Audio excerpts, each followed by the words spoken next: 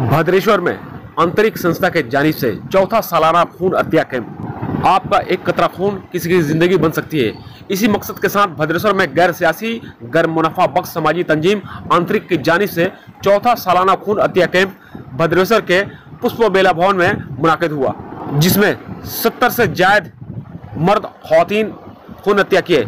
ये तंजीम खून हत्या के साथ साथ समाज में पिछड़े लोगों जरूरतमंदों की मदद के लिए भी हमेशा सामने खड़ी रहती है। लॉकडाउन के जमाने में इन्हें अवामी खिदमत अंजाम देने का तरीका सिखाया। इस वक्त ये तंजीम ऑक्सीजन फराहम करने के साथ साथ गरीब जरूरतमंदों की जरूरत को देखते हुए उनके बहुत हद तक जरूरतों को पूरा किया। आज चौथी बार खून हत्या कैंप के दौरान तंजीम के एहलकारों ने बताया कि आज अस्पतालों में खून की किल्लत खासी महसूस की जा रही है। इस मौसम में खून की कमी की शिकायतें मिल रही हैं। बेशतर अस्पतालों में इस जरूरियात के मरीज देखे जा रहे हैं। खून इंसानी जिस्म ही तैयार करता है, इसका कोई दूसरा जरिया नहीं है जो खून पैदावार की कर सके। आज हम खून हत्या करके थैलेसीमिया, कैंसर और मुख्तलिफ मरीजों को खून देकर उन्हें बचा सकते हैं। हमें खून हत्या कैंप ही नहीं बल्कि खून महाउत्सव मनाना चाहिए। इस मौके पर आंतरिक तंजीम के एहलकारों ने क्या कहा, चलिए सुनते हैं।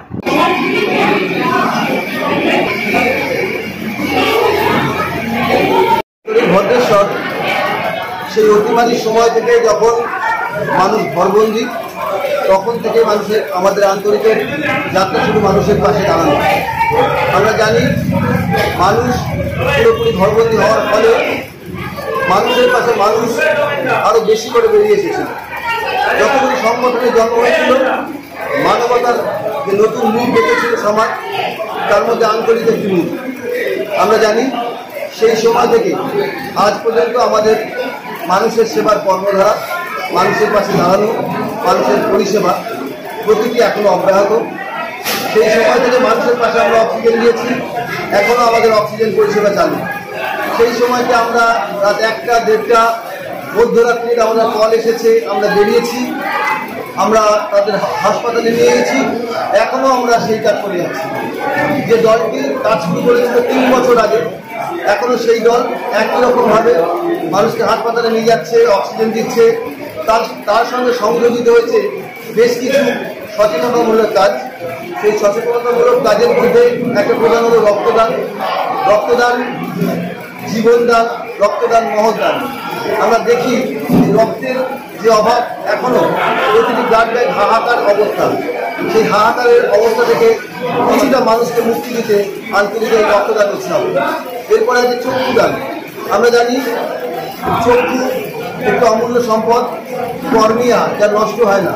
আমরা মৃত মানুষের 6 ঘন্টার মধ্যে কর্নিয়া যদি সংগ্রহ করি, তাহলে তা আবার একটি অন্ধকার চোখকে নতুন করে আলো দিতে পারে। সেই কাজে নেমেছে আন্তরিক। ইতিমধ্যে আমরা বেশ কিছু সফল চক্ষু সংগ্রহ, কর্নিয়া সংগ্রহ করেছি। শ্রীরামপুর সেবা কেন্দ্র ও আই ব্যাংকের সহযোগিতায় আমরা এই চক্ষুদান, এই সচেতনতামূলক কাজেও সমাজের মধ্যে আন্তরিক নেমে পড়েছে। এছাড়াও ভবিষ্যতে অনেক রকম কাজ আছে। এছাড়াও দুস্থদের পাশে দাঁড়ানো, তাদের জামা কাপড় দেওয়া, শীতকালীন বস্ত্র দান ইত্যাদি বিভিন্ন রকম সেবামূলক কাজে আন্তরিক আছে। গত 3 বছর যাবৎ আন্তরিকের প্রত্যেকটা মানুষ তাদের সক্রিয় অংশগ্রহণ, তাদের স্বতঃস্ফূর্ত সহযোগিতা সব মিলিয়ে আন্তরিক চলছে, আন্তরিক চলবে। আগামী দিনে আন্তরিক আরও বড় রকমভাবে বড় কিছু পদক্ষেপ রাখতে পারবে এই আশা। অনির্বাণ বট্টোপাধ্যায়, সম্পাদক আন্তরিক। এছাড়াও আমার বয়োজ্যেষ্ঠ সবাই দাঁড়িয়ে আছেন। আন্তরিক এমন একটা জায়গা যেখানে বয়োজ্যেষ্ঠ থাকেন এবং আমাদের তরুণ প্রজন্ম থাকেন, সকলের সমন্বয় আন্তরিক একটি মহামিলন। সেই জন্য আন্তরিক আজকে এতটা এগিয়ে। আমি আন্তরিকে জয়েন করেছি মাত্র 1.5 বছর হল। তার আগে জীবন একটা অন্যরকম ধারায় বলছি।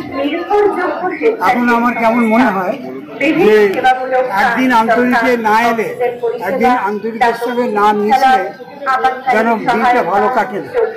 আন্তরিকে এসে আমি মানুষকে ভালোবাসতে শিখেছি, তারা শিখিয়েছে আমাকে কি করে আমার কেমন জানি মনে হয় যে আমার সহনাগরিকদের দুস্থ নাগরিকদের যদি আমি ভালো না বাসি তাহলে ফুসফুসে ফাঙ্গাস হয়।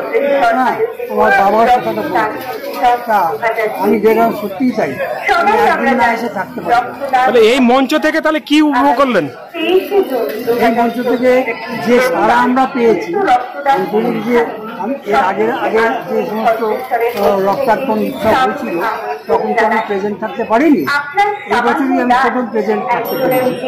আমি দেখছি এরকম মানে সামাজিক সারা, সামাজিকভাবে একটা সুন্দর সহযোগিতা এবং রক্তদাতাদের সংখ্যা এত বেড়ে গেল, আমরা এতটা ভাবিনি যে এতটা জোরে এত সুন্দরভাবে রক্তদান করার একটা উৎসব হতে পারে।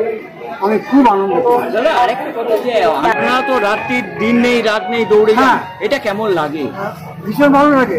মানে একজন তো আবার আমাদের কাছে এমনও রিপোর্ট করেছে আন্তর্জাতিক সদস্য, তাকে কেন ডাকা হয়নি রাত্রি দুটোর সময়, সে ঘুমুচ্ছে, অন্য ভাইয়েরা ওই রাত্রি দুটোর সময় বৃষ্টির মধ্যে বা ঠান্ডার মধ্যে দৌড়দৌড়ি করছে, তো সে কেন বাদ গেল? এখন প্রয়োজন অনুযায়ী লোককে ডাকা হয়। সে হয়তো সকালবেলা একটা ডিউটি করে এসেছে, সে বেচারাকে সেই জন্য রাত্রিবেলা না ডেকে তাকে অন্য ব্যাচকে ডাকা হয়, বিভিন্নভাবে কাজ।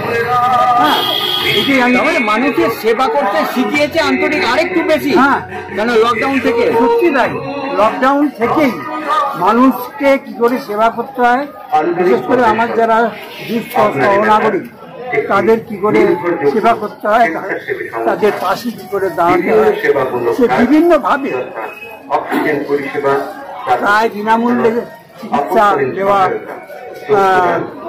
পুজোর সময় তাদের ছেলে মেয়েদের হাতে জামা কাপড় তুলে দেওয়া, হ্যাঁ, নিজে নতুন জামা কাপড় পরাচ্ছে, তারা নতুন জামা কাপড় পরে যে হাসিটা, হাসিটার কোনো মূল্য হয় না, অমূল্য হয়। তেমনি আবার কোথায় চন্দন পুজোতে ইট ভাটা আছে, ইট ভাটার গরিব দুস্থ তাদের গিয়ে খাইয়ে আসা, হ্যাঁ, এই সবই আমরা করে থাকি। আমার নাম শ্যামল ব্যানার্জি, আমি সুকান্ত নগরী। 3 বছর বয়সে আন্তরিকের, আর আপনি জয়েন করেছেন 1.5 বছর, তাতেই কিন্তু মানুষকে সেবা করা শিখে গেছে। হ্যাঁ, এবং আমরা যেহেতু বয়স্ক লোক, আমাদের বয়স্ক লোকেদের ওই দৌড়দৌড়ির কাজগুলো এরা করায় না, কিন্তু আমাদের উপস্থিতি নাকি ওদের ভীষণ অনুপ্রাণিত করে। এবং আমরা অফিসের যারা যে সমস্ত কাজগুলো হয় সেইগুলো দপ্তরে বসেও করি, আবার দরকার পড়লে বাড়িতে নিয়ে এসেও করি।